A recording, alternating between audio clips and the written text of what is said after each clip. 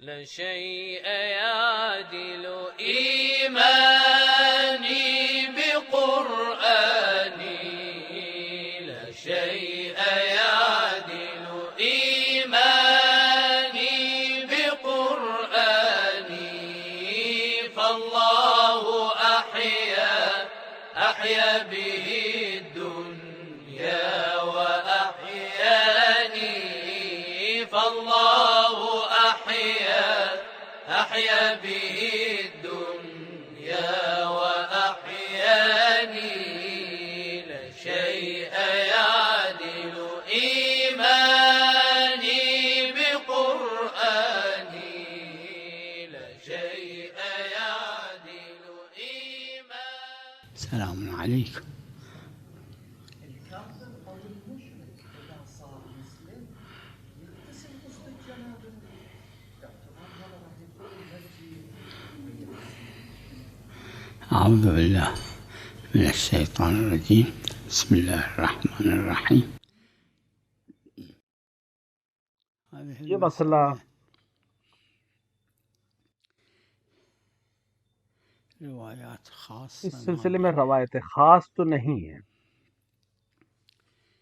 اور فقہا نے اس میں الگ الگ اختلاف کے ساتھ فتویٰ دیا ہے۔ وہ کافر جو مجنب ہوا تھا اور اس نے غسل نہیں، اب وہ مسلمان ہو گیا، اب اس کے اوپر واجب ہے کہ غسل کرے کیونکہ یقیناً مجنب ہے وہ۔ جماعت فقہا کی ایک جماعت اس اطلاق پر کہ اسلام ماقبل کا سب کو ختم کر دیتا ہے، لہذا اس جنابت بھی ختم ہے۔ اگر اسلام کے بعد وہ مجرم ہوا ہے تو پھر وہ غیر سی بات ہے اسلام کے احکام پہ عمل کرے گا۔ اسلام کے بعد میت کو مس کیا ہے، اس کے ٹھنڈا ہونے کے بعد غسل بس سے میت کرے گا، وَإِلَّا نہیں۔ یہ ایک نظریہ۔ دوسرا عمل معصوم، جس پہ سب سے اوپر تو رسول اکرم وَرَأَيْتَ النَّاسَ يَدْخُلُونَ فِي دِينِ اللَّهِ أَفْوَاجًا، ہزار لوگ مسلمان ہوئے رسول کے زمانے میں۔ کہیں سے نقل نہیں ہوا ہے کہ رسول نے فرمایا کسی نے کہا ہو کہ تم جا کر غسل جنابت کرو۔ اور عمل معصوم ہمارے لیے حجت ہے، جیسے ان کا قول ویسے ہی عمل۔ بعض کہتے نہیں، یہ اطلاق جنابت شامل کر لے گی کیونکہ یہ قطعاً مجنب ہے اس وقت، تو اس کے اوپر واجب ہے غسل۔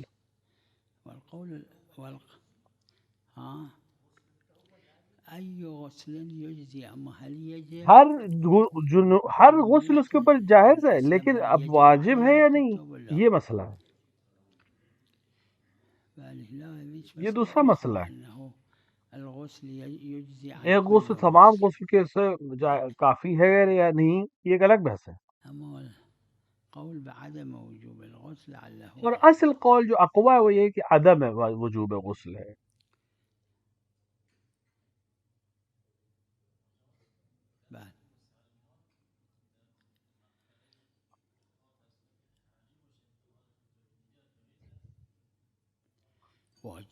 نہیں واجب،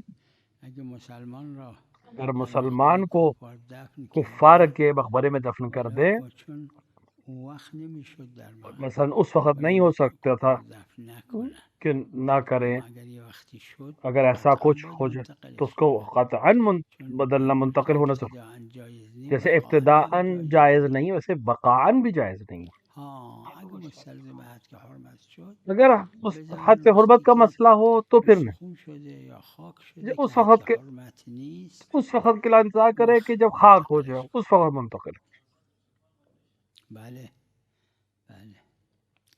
علیکم السلام ورحمۃ اللہ۔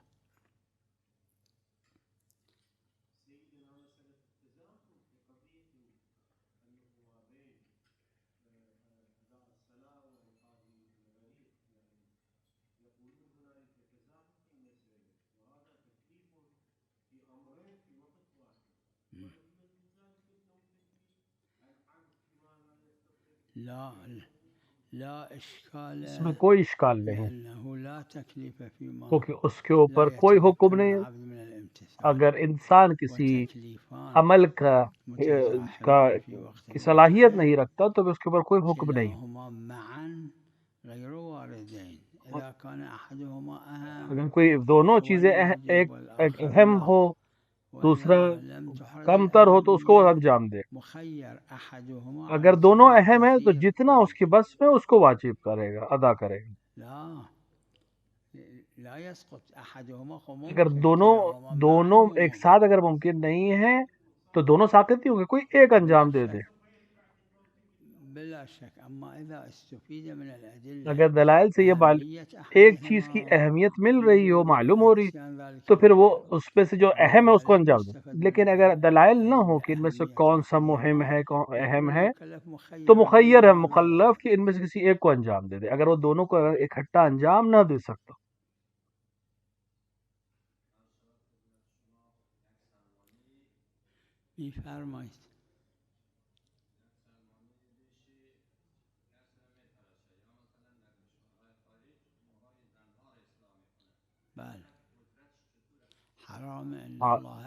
حرام ہے یہ. اگر خدا نے کسی چیز کو حرام کیا تو اس کی مزدوری بھی حرام، اور اس روایت پر اور مشہور علماء نے عمل کیا اور حجت ہے ہمارے لیے. ہر وہ کام جو حرام ہے اس کے لیے اجرت لینا بھی حرام ہے. ان میں سے ایک چیز یہ بھی ہے جو آپ نے بیان کی.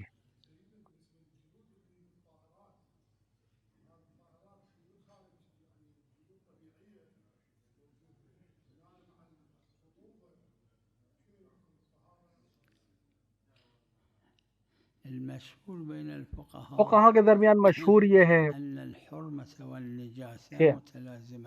کہ حرمت اور نجاست متلازم ہے. اگر حرام ہو جائے گا تو نجس بھی ہو. فقط شہید ثانی اس بات کو بیان کر، اصل دونوں میں اپنے آپ ہے. مثلا حرمت کے عقل کے لیے یعنی کھانا اس کا حرام ہے لیکن طہارت کا معلوم نہیں معلوم، لیکن مشہور ہے کہ حرمت اور نجاست ایک ساتھ ہے. اگر ہم حرام کہیں تو پھر نجس بھی ہے.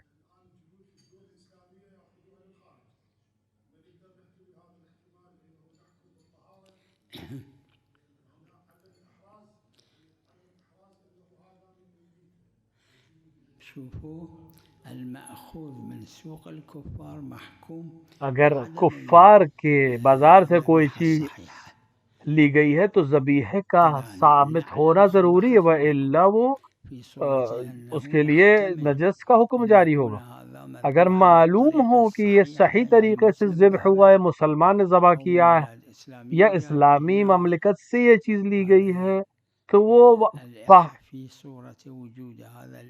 اگر احتمال ہو کہ کیونکہ سوق کفار جو ہے عدم تذکیر کے لیے حکم میں رہے.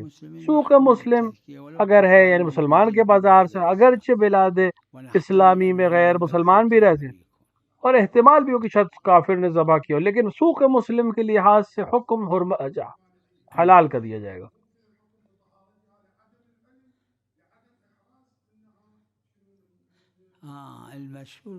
فقہا کے درمیان کے تلازم ہے، حرمت کھانے کی حرمت اور نجاست.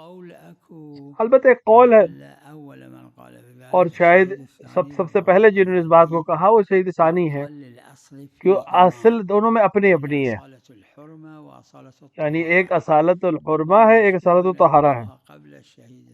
لیکن شہید ثانی سے پہلے اور شہید ثانی کے بعد آج تک کوئی اس کے اوپر قائل نہیں، لیکن نادر ہے بہت اگر کوئی قائل ہو بھی، یعنی وہ محکوم بے نجاست رہے گا.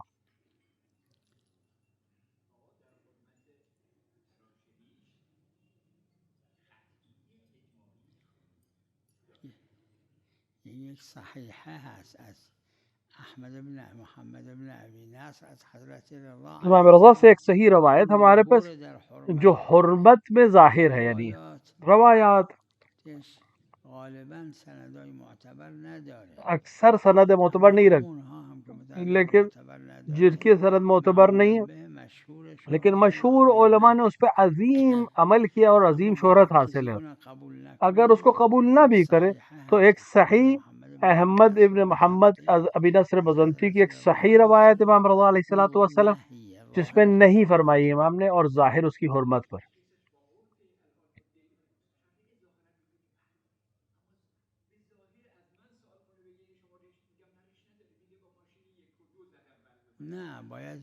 نہیں کیونکہ حلق اللحیہ کا جملہ نہیں ہے، اوف اللحا کہا کا جملہ ہے، یعنی چھوڑ دیجئے، یعنی اپنی داڑھی کو چھوڑ دیں.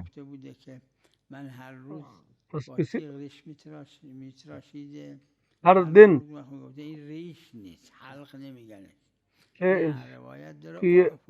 ہر دن مثال کے طور پہ شیو کرتا ہو اور بعد میں کہے کہ یہ اثر ہے ہی نہیں، حکم یہ کہ چھوڑ دیں اس کو، اور اس پہ عمل ہوا ہے.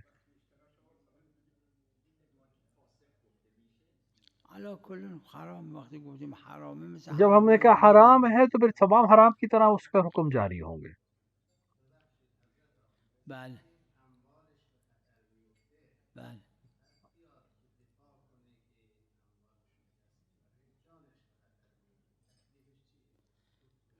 روایت میں ہے، فقہا نے اس کے اوپر عمل بھی کیا ہے کہ جو اپنے مال کے دفاع میں مارا جائے وہ شہید ہے، حکم شہید میں ہے.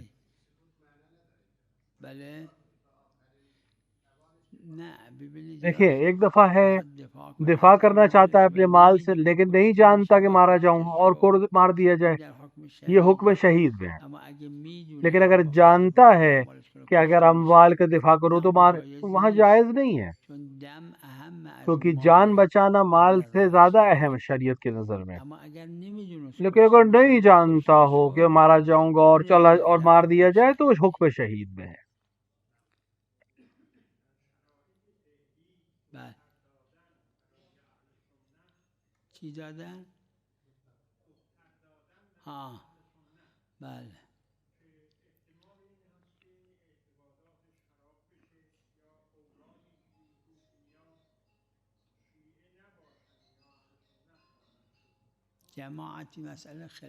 اس مسئلے میں اختلاف ہے کیونکہ روایات بھی اس میں علماء نے جو نتائج نکالے وہ مختلف. ایک جماعت نے کہا مطلقاً جائز نہیں ہے، حتیٰ اگر اس کو یقین ہو کہ یہ لڑکی اس کے اوپر اثر نہیں ہوگا، اس کے عقائد کے اوپر اثر نہیں کرے گی شوہر کی بات ہے. لیکن بعض کہتے ہیں ایک روایت، ایک معتبر روایت کی وجہ سے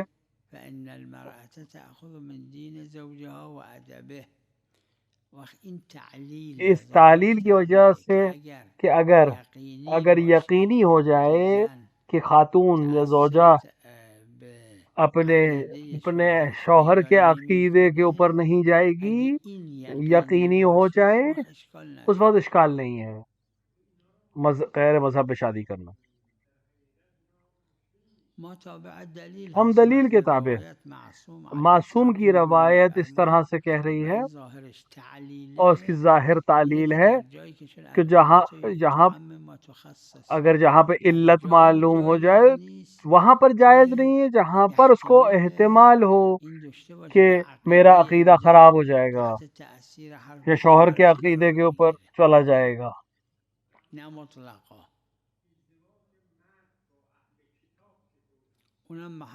وہ بھی اختلافی مسئلہ ہے روایات کی وجہ سے. دائم اور منقطع دونوں پہ جائز کا بھی میرا بھی نظریہ یہی ہے کہ اہل کتاب خاتون سے دونوں عقد جائز ہیں. بعض نے کہا دونوں جائز نہیں، بعض کہتے ہیں کہ دائم جائز نہیں ہے، منقطع جائز ہے. برعکس ہے، چند قول ہے اس مسئلے، جواہر میں اس کے اقوال موجود ہیں، اس کی روایات بھی مختلف ہیں، لہذا علماء نے الگ الگ نتائج بھی نکالے. اس میں تو بالاجماع جائز نہیں ہے، یعنی غیر اہل کتاب سے تو اصلاً کوئی شبہ نہیں کہ اس سے عقد جائز نہیں ہے.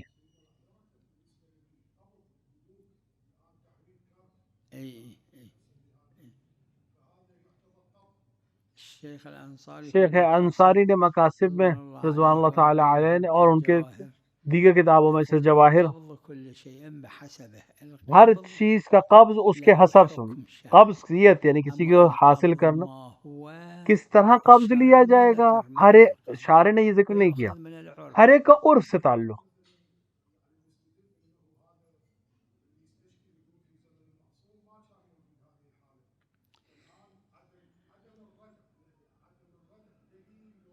لا لا لا نہیں ما مثلا نحتاج إلى عدم الردع وزمان المعصوم. زمان معصوم کا مسئلہ نہیں ہے، بلکہ كل موضوع ہر موضوع بحكم شرعي حکم شرعی میں الشارع جس میں لم يعطل جس میں ذلك شارع نے الموضوع، لم اس يجعل موضوع له کو إطار. کے لیے کوئی حد بیان نہ کی ہو، اس کے لیے کوئی باؤنڈری نہ بنائی ہو. اگر شارع نے نہیں بیان کیا کہ قبض یعنی کیا، قبض کرنا، قبضے میں لینا کیا ہے، ہر عرف میں اس چیز کے لیے جو بھی چیز قبضہ میں مانا جاتی ہے وہ ہمارے لیے بیان، ہر موضوع میں الگ الگ ہے.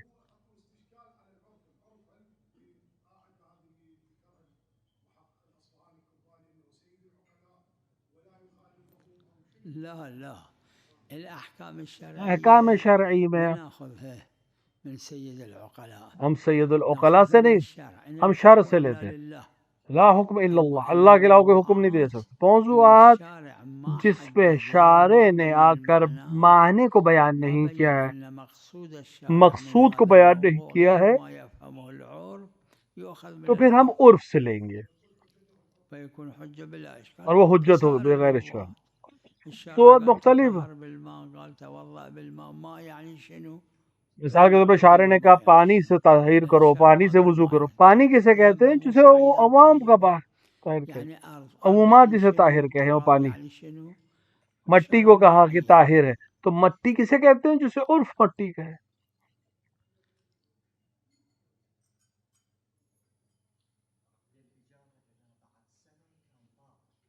شلون؟ اي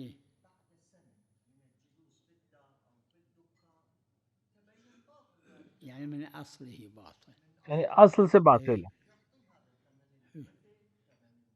لا لا ثمن المسمى خط طلع باطل، باطل ہو جائے گا، فرض انه سمن اور مسمن دونوں باطل ہو جائیں. هذا ضمان اكو عليه بلا اشكال، لان في الاموال اموال میں زمان ہے، ثمن المثل، زمان بھی سمن ہے، قیمت رکھتا ہے.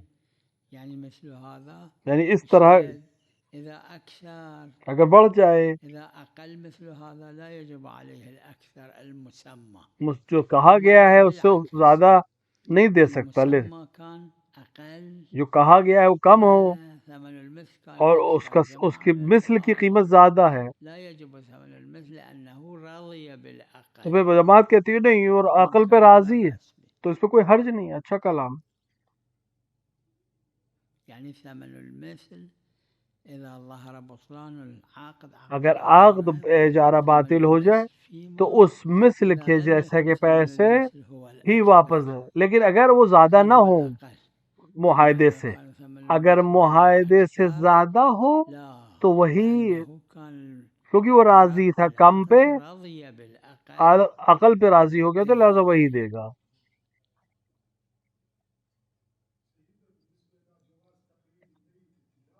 نعم. لا هذا بحث علمي، یہ ایک علمی بحث ہے، لأنه المعروف کیونکہ معروف ہے. له المحقق شو اسمه ظاہراً محقق حمدانی نے اس کو بیان کیا مصباح الفقيه بمناسبة مصباح الفقیہین میں معروف کہ معروف زمن الأئمة عليه کے زمانے ائمہ علیہ السلام کے زمانے سے الشيعة كانوا يمتازون بأنهم لا يقلدون الميت.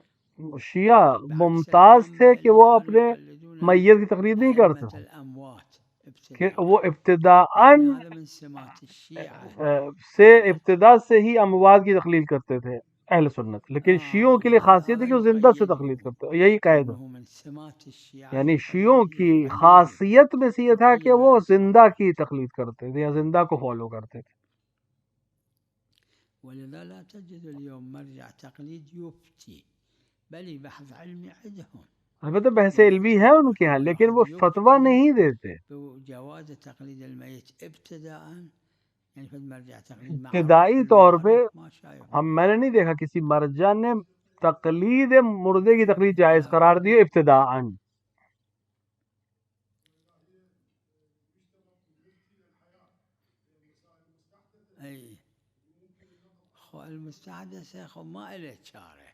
جو مسائل فوراً اس پہ اس کے اندر کوئی چارہ نہیں ہے، کیونکہ اس کے زمانے میں جو مسائل آئیں گے اس کے لیے زمانے کا مجتہد ضرورت ہے.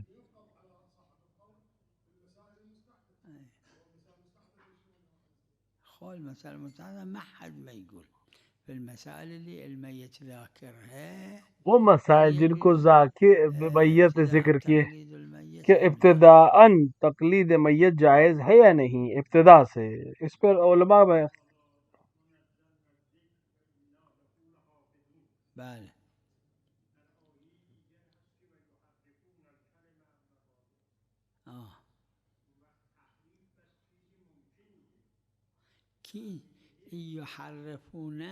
یہ یحرفون کس کے غیر ذکر، انا انزلنا الذکر یعنی یہ قرآن، یحرفون یعنی تورات اور انجیل دو موضوع ہے، الگ الگ بات ہے.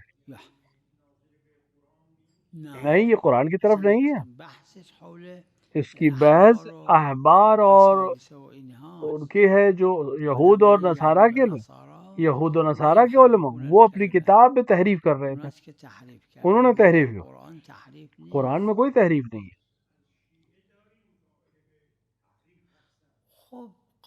قائل اولاً قول نادر ہے، لیکن خلاف محققین کی غیبت صغریٰ سے آج تک کے محققین کے خلاف ہے یہ بات. الفاظ قرآن میں کوئی تحریف نہیں. ہاں، تفسیر میں ہوا ہو سکتا ہے، تعویل میں ہو سکتی، شان لزو اس میں تحریف ہوئی ہے، اس میں کوئی حرج نہیں. لیکن الفاظ قرآن میں حتی حرکات پہ نقطے پہ کوئی تحریف نہیں ہوئی.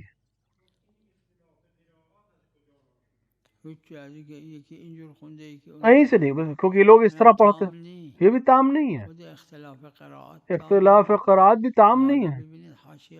عروہ کے حاشیے کو آپ دیکھیں، البتہ عروہ قائل نہیں ہے، لیکن اور بعض نے حاشیہ کیا ہے وہاں پہ نماز واجب میں سورہ حمد یا دوسرے سورے کو الگ الگ قرات سے جائز نہیں ان کو پڑھا.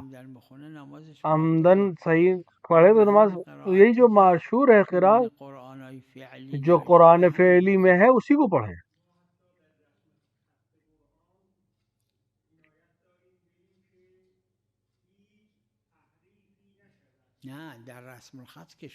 رسم الخط میں تو ہوا ہے، آپ قرآن کو دے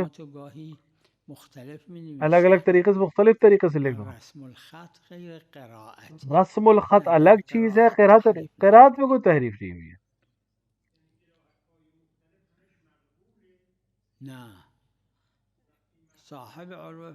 صاحب اور مقبول ہے جو ایک جماعت نے قبول بھی کر، یہ دلیل لے کر آئے ہیں لیکن تام نہیں ہے دلیل، کیونکہ یہ قرات پر تواتر کے ساتھ ہم تک پہنچ، یعنی پیغمبر نے کئی طرح سے پڑھا، یہ تام نہیں ہے بات.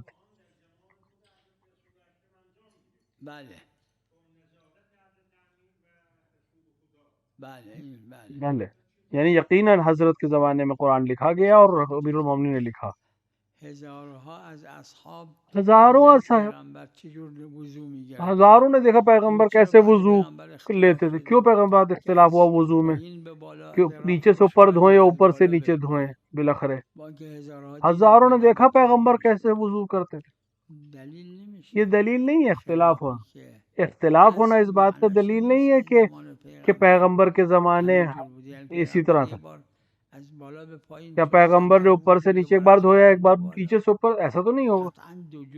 قطعاً دو طرح سے ہاتھ نہیں دھویا، ورنہ نقل ہوتا کہ دو طرح سے، ہمیشہ ایک طرح سے وضو کرتے. کس طرح سے وضو کرتے تھے، کس طرح سے دھوتے تھے، تو بیان ہوا ہے. حتی اگر تغیر نہ کرے معنی کو.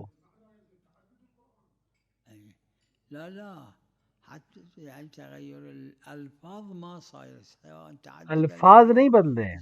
كفوان أحد أو جیسے کفو ان احد یا کفو ون یا کف ون احد، اس سے معنی نہیں بدلے. هل رسول الله کہ صلى الله اب عليه کیا وسلم رسول اللہ تینوں طرح أربعة أقسام چار قال طرح سے پڑھا کفو کو؟ كفوان کفو ان یا کف ون یا کف ان یا کفو ان رسول الله کفو قال ون. أربعة أشكال هذا کیا سورة پیغمبر نے اس طرح سے نہیں، ایک طرح سے پڑھا ہوگا پیغمبر نے.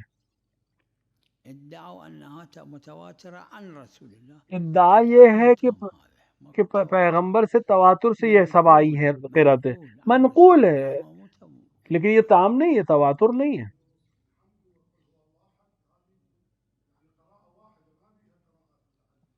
شوفوا صاحب العروة يقول صاحب وہ کہتے ہیں جاہز ہے کفو ان احد، أشكال واحد يقرأ. چار طرح سے پڑھا جا سکتا. بعض قالوا من بعض قائل ہیں بس، لیکن تام نہیں ہے یہ جملہ.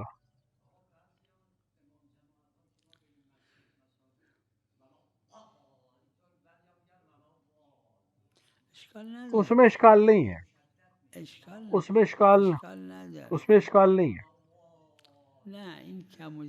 یہ کم اور زیادہ لہجے کی وجہ سے اس میں اشکال نہیں ہے قرأت کے.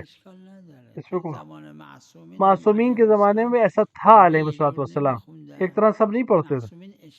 معصومین نے اعتراض نہیں کیا اور تعین نہیں کیا کہ ایسے ہی پڑھو. اگر پیغمبر یا معصوم بیان کر دیتے تو ہمارے لیے حجت ہم تک پہنچ جاتی. ظاہری اشکال نہیں ہے اس میں.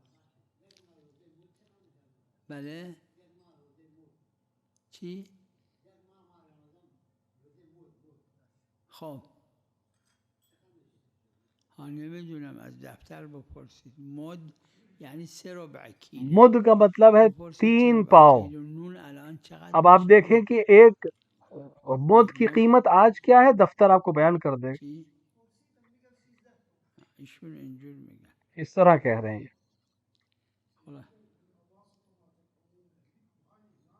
من اوسط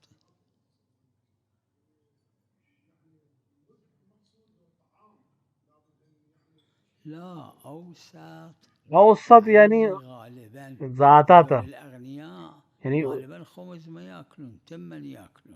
مثلا جو پیسے والے ہیں وہ مثال کے طور پہ روٹی کم کھاتے ہیں، چاول زیادہ کم. یہ ہر علاقے میں الگ ہے. تو مستحب ہے دوسری چیز دینا، لیکن واجب وہی ہے. افضل وہ ہے کہ جس چیز کو کھاتے وہی دے، یہ مستحب ہے لیکن واجب نہیں، روایات کی وجہ سے.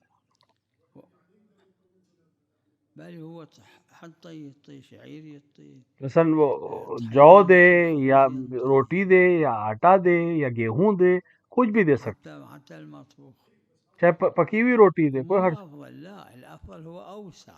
افضل اوسط ہے، یعنی جو چیز غالباً کھاتا ہے، اگر گوشت زیادہ کھاتا ہے تو گوشت دے، اگر زیادہ چاول کھاتا ہے تو چاول دے، لیکن واجب نہیں ہے. یعنی اس کے لیے جائز ہے کہ وہ جو گوشت زیادہ کھاتا تب بھی وہ دے سکتا ہے کہ وہ آٹا دے یا گیہوں دے، واجب نہیں ہے اس کے اوپر. ہاں مستحب ہے.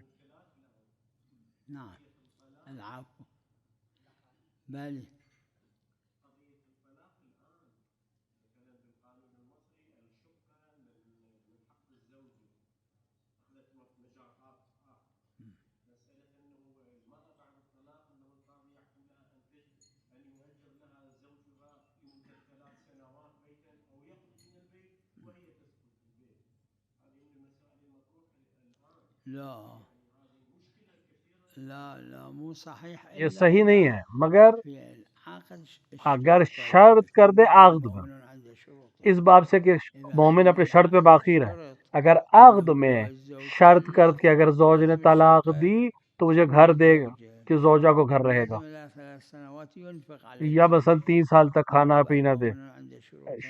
شروط کی اگر ایسی شرط رکھے عقد میں تو اس پر عمل کرے گا، وہ الا نہیں. نعم اهلا وسهلا.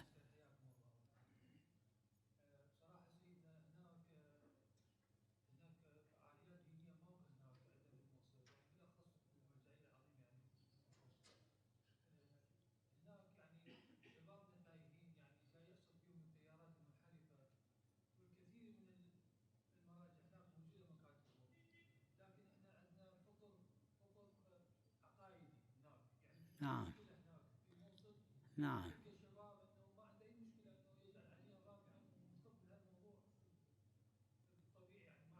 بل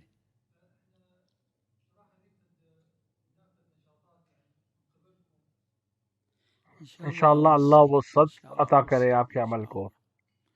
वसल्लल्लाहु अला मुहम्मद व आलिहि الطاهرين। لا شيء يعدل إيماني بقرآني، لا شيء يعدل إيماني بقرآني، فالله أحيا به الدنيا وأحياني، فالله أحيا به الدنيا. نسألكم الدعاء إن شاء الله في النزل إن شاء الله. الله يحفظ السلام. لا شيء يعدل إيماني بقرآني، فالله أحيا به الدنيا وأحياني، فالله كثير من المؤمنين يسلمون عليكم ويعظمون النار، مشتاقين الى قدومكم سيد صلاه وجودكم. سلام الله بقاكم. سيد مولانا أنا أصدقائي بلغوك السلام. سلامي دعائي لهم جميعا. بارك فيكم. اهلا وسهلا. وسلم عليهم جميعا. مجمع تليان